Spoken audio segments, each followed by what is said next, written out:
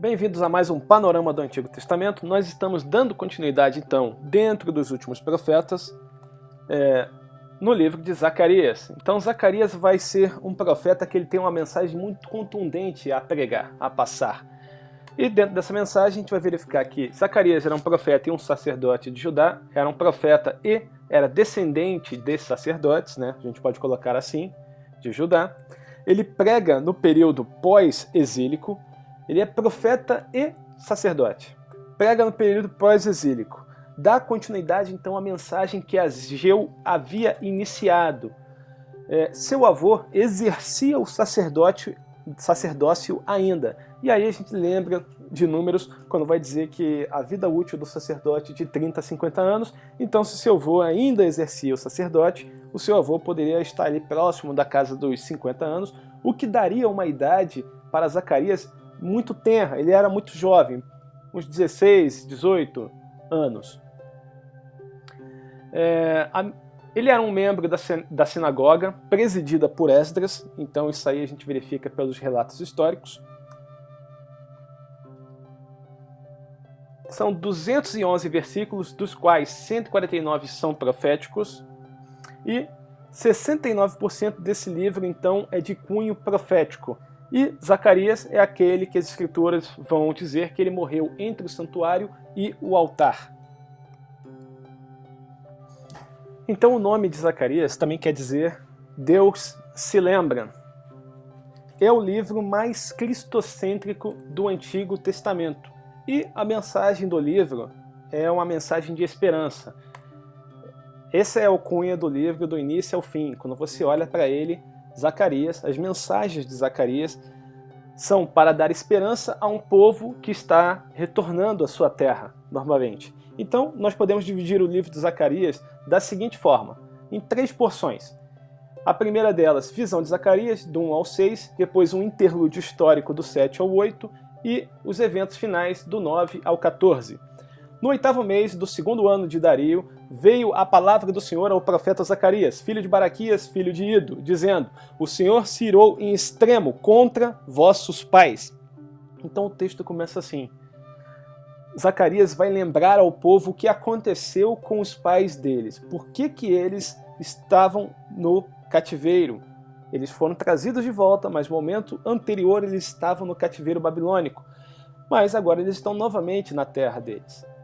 Aí Zacarias vai relembrar ao povo o que aconteceu com os pais deles, para que eles venham entender qual é a história deles e para que agora eles venham fazer de maneira correta, para que eles não venham cair nas maldições do pacto, uma vez que a aliança continua vigorando. Mas preste atenção, porque o texto dele fala palavras muito interessantes, principalmente quando nós olhamos para o nome das pessoas que são citadas. Então ele vai citar Zacarias, Baraquias e Ido. Isso quer dizer, o nome deles traduzidos quer dizer, o Senhor se lembra, o Senhor abençoará, está na hora. Ou seja, está na hora do Senhor abençoar o seu povo. Deus não se esqueceu do seu povo nem das suas promessas. Ele há de cumprir com cada uma delas. É isso que está sendo rememorado quando Zacarias escreve sua linha genealógica, logo no primeiro versículo. Continuando então perguntei, meu senhor, quem são estes? Respondeu o anjo que falava comigo, eu te mostrarei quem são eles. E aí nós temos a primeira visão de Zacarias. Essa visão, ele vê um homem montado num cavalo vermelho parado entre as morteiras. E atrás deles, cavalos vermelhos, cavalos malhados, cavalos baios. Mas como ele se dirige a esse homem? Ele se dirige chamando esse homem de meu senhor. E o anjo que falava comigo, ele não chega e fala, olha, calma, sou conservo teu, não faça isso. Não, ele não diz isso. Ele simplesmente para e diz, eu te mostrarei quem são eles. Então, ele está falando aí com o próprio anjo do Senhor. Então, preste atenção no texto que vai seguir. Então respondeu o homem que estava entre as morteiras e disse, são os que o Senhor tem enviado para percorrer a terra. Eles responderam ao anjo do Senhor que estava entre as morteiras e disseram, nós já percorremos a terra, e eis que toda a terra está agora repousada e tranquila. Perceba então que aquele a quem ele se dirige, meu Senhor, é a figura do anjo do Senhor, que no Antigo Testamento é o próprio Messias. Então aí ele está falando com o próprio Messias, Deus Filho. O homem que estava entre as morteiras é o mesmo homem que estava no meio do rio, com uma testemunha à esquerda e uma testemunha à direita, quando a gente olha para as visões de Daniel. Mas ele dá uma ordem para esses homens com esses cavalos. Cavalos vermelhos, cavalos malhados, cavalos brancos, cavalos baios, para eles percorrerem toda a terra. E esses cavalos percorrem toda a terra. E eles veem que a terra está repousada e tranquila. Repousada e tranquila, apesar do que eles fizeram com o povo de Deus, apesar do que eles fizeram com Israel. Então eles gozam de paz e de tranquilidade. Eles estão bem, enquanto Israel está mal. Eles estão bem, enquanto Israel está passando fome. Eles estão bem, enquanto o povo de Deus sofre. Então, Deus se ira. É o que o texto está revelando e o que o texto está dizendo. Então, quando nós olhamos para as pessoas, as personalidades se encontram nessa primeira visão, nós vamos verificar a presença do anjo do Senhor, vamos verificar a presença do anjo do Senhor, que é o próprio Messias. O tempo verbal daquele que descreve os fatos, perguntei, indica que Zacarias está participando ativamente daquela visão, ele que está vendo aquelas coisas. Vai dizer que isso está ocorrendo, está percorrendo toda a terra, ou seja, todas as nações, e está evidenciando a ação divina, do zelo divino de Deus. Que no versículo 15 vai estar escrito: e com grande indignação estou irado contra as nações que vivem confiantes. Então, Deus está indicando que ele vai executar um reto juízo, que ele vai reedificar a sua cidade e que Israel voltará a ser próspero. Isso na primeira visão que nós temos. Ah, mas essa primeira visão tem visão de cavalo. Tem alguma coisa a ver com Apocalipse? Sim, tem tudo a ver com Apocalipse. Se você olhar para o Apocalipse, você vai verificar que Jerusalém ela vai ser pisada até que acabe o tempo dos gentios. Vai lembrar da estátua lá de Daniel. Isso está tudo ligado. Porque aquela visão que a gente tem em Apocalipse dos cavalos, eles saindo por toda a terra, aqui a gente está vendo cavalos que saem para percorrer toda a terra também. Então você vê os juízos de Deus sendo executados.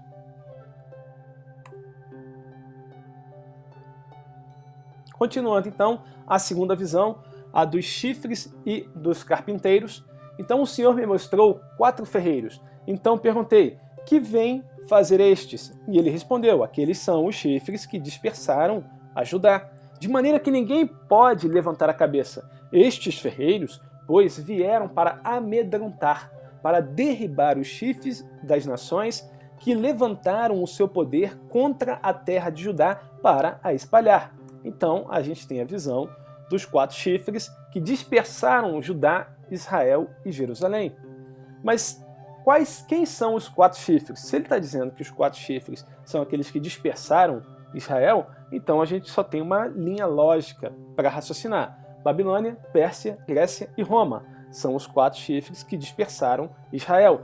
E é a personificação da estátua de Daniel, os 4 impérios que haveriam de vir na face da terra.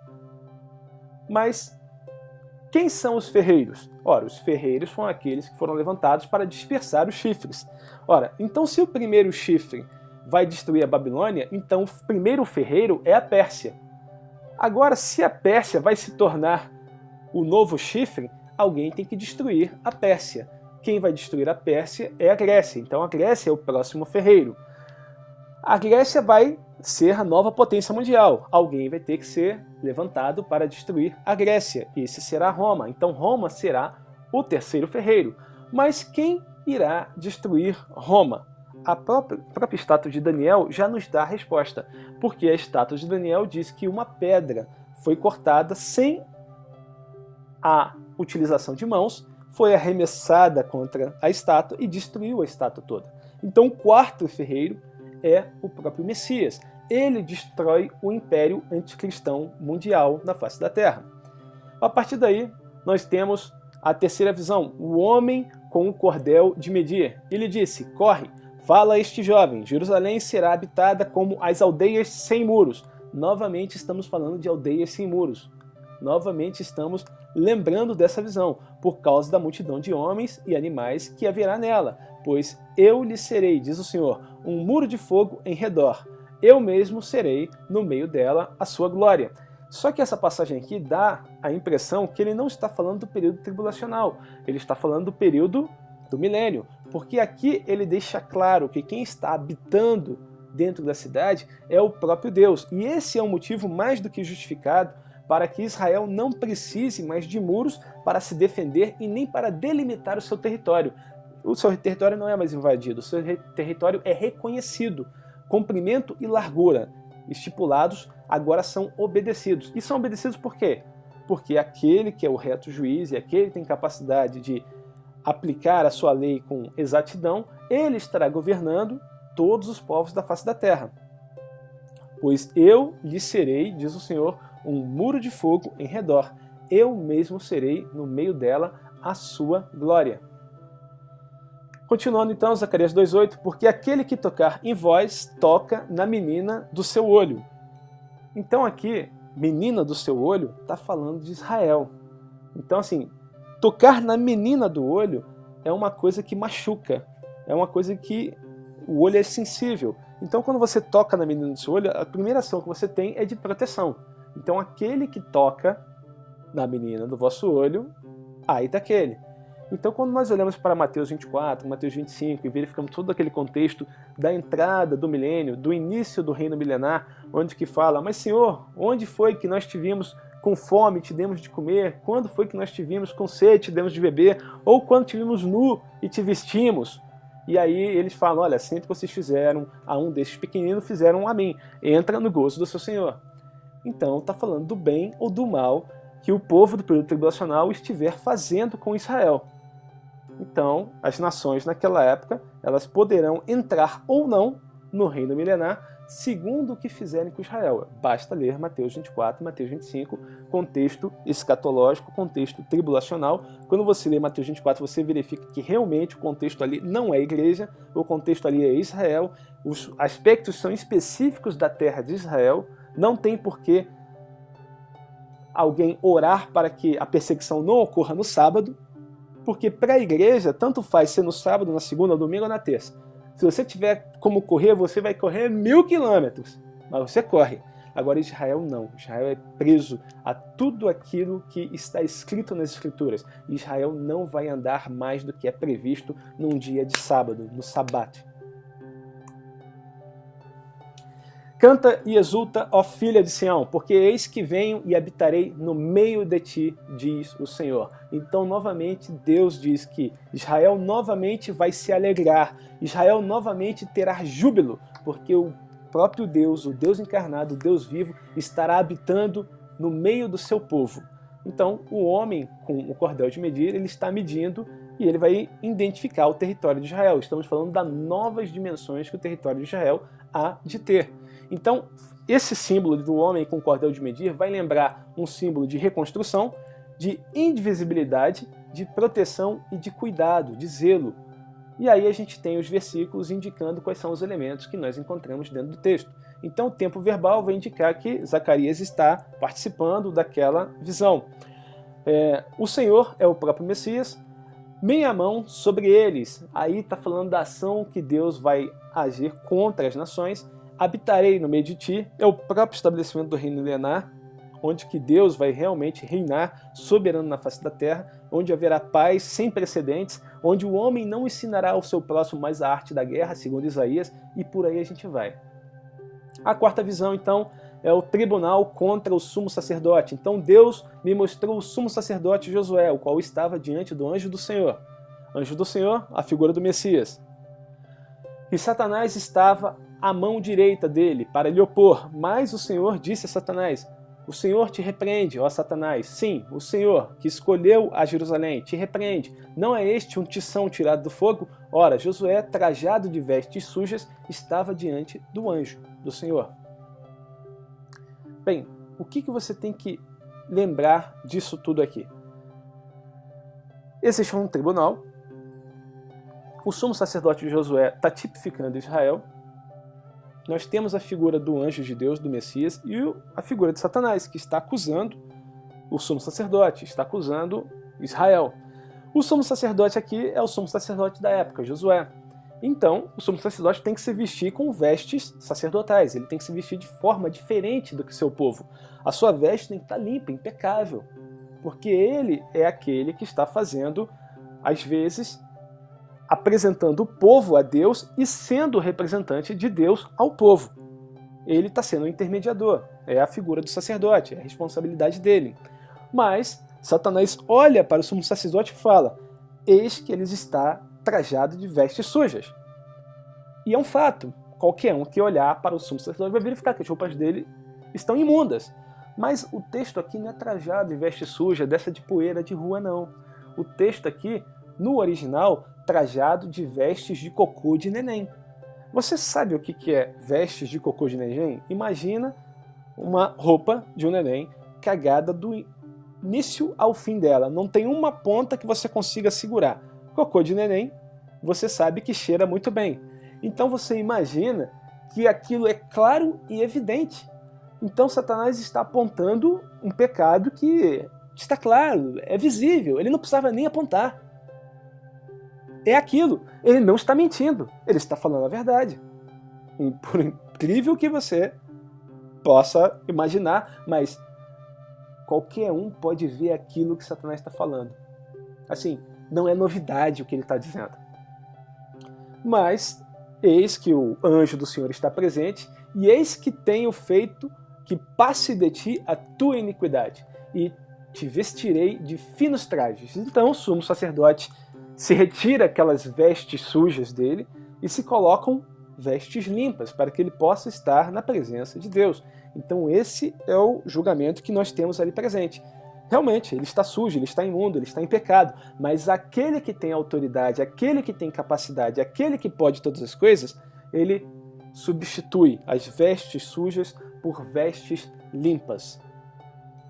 E aí troca as vestes e faz com que a iniquidade seja retirada de Josué. Ou seja, Josué é purificado.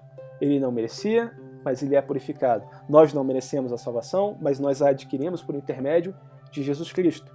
Então isso tudo está tipificado nessa visão de Zacarias. Então nós temos o sumo sacerdote, que tipifica o próprio Josué, Satanás, o acusador, o anjo do Senhor, o próprio Messias, passar de ti a tua iniquidade é o ato de purificação, e você vai ver que o texto vai deixar bem claro que naquele dia, diz o Senhor dos Exércitos, cada um de vós convidará o seu próximo para debaixo da vide, para debaixo da figueira.